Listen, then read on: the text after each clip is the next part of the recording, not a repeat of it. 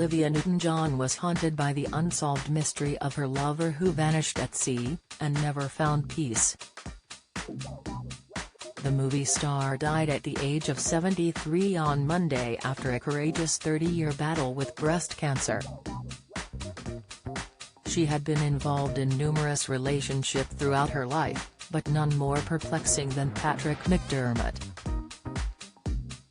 The pair had been in a 9-year relationship, with Olivia getting involved with the cameraman after her 1995 divorce from her first husband Matt Latanzi. The late star's on-off lover Patrick, 48, went on an overnight fishing trip on June 30, 2005. He was joined by 22 other people but vanished before the boat returned to shore without anyone on board noticing he was gone. It was another week after the fishing trip when someone noticed the American was gone, and crew found his car keys, passport and wallet on board his fishing boat. His car was found parked at the San Pedro Marina in Los Angeles. But it wasn't until he failed to show at a family event on July 6 when anyone realized he was missing, and he was finally reported as such to police on July 11.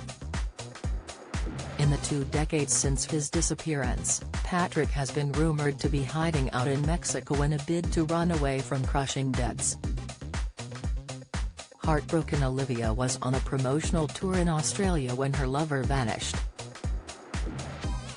And despite repeated police manhunts, private detective investigations and media attention, no conclusive evidence was found that Patrick was hiding out in Mexico, despite constant sighting reports. "I don't think I will ever really be at peace with it," Newton-John once admitted in a 2016 interview. "I think there will always be a question mark." Patrick had previously been married, albeit briefly, and fathered a son. He had been court-ordered to pay $8,000 in backdated child support to his ex-wife Yvette Nipper over their son, Chance, and had filed for bankruptcy with debts totaling more than $30,000 before his disappearance. The cameraman's spiraling debts fueled speculation he had faked his own death and fled to Mexico. But a U.S. Coast Guard investigation found no evidence of criminal action, suicide, accident, or hoax in McDermott's disappearance. And a subsequent 3-year investigation into what happened on board Patrick's Freedom fishing boat found that there were no head counts performed on the trip, so Olivia's lover's disappearance went apparently unnoticed. All the investigations concluded that Patrick had most likely been lost at sea and drowned. The inconclusive findings could have been the end of Olivia's anguish, but witnesses continued to report sightings of him in Mexico, claiming to have seen him living on a yacht off the coasts of Sayulita and Acapulco. Sting operations were set up by TV networks who sent undercover film crews and private detectives to ensnare him. One investigator, John Nazarian, said in 2016, "It's rumored he was with a German national. I spoke to people there. The girl he was traveling with was described as having a German accent." To come up with the conclusion that he fell off the boat, and allegedly no one saw him fall off the boat, is the most preposterous thing I've ever heard in my life. Despite the manhunts, McDermott remained elusive. It has been claimed McDermott, who is of Korean descent, reportedly withdrew life savings from 2 bank accounts and secured a passport under his birth name Patrick Kim. There was a separate investigation being conducted by Philip Klein, who penned a book about the case, which ended in 2009 when the private investigator received a letter faxed on Patrick's behalf. It reportedly said, "Pat has asked that I portray to you his innocence. Pat has committed no crime. Pat simply wishes to be left alone. Let him live his life in peace and harmony."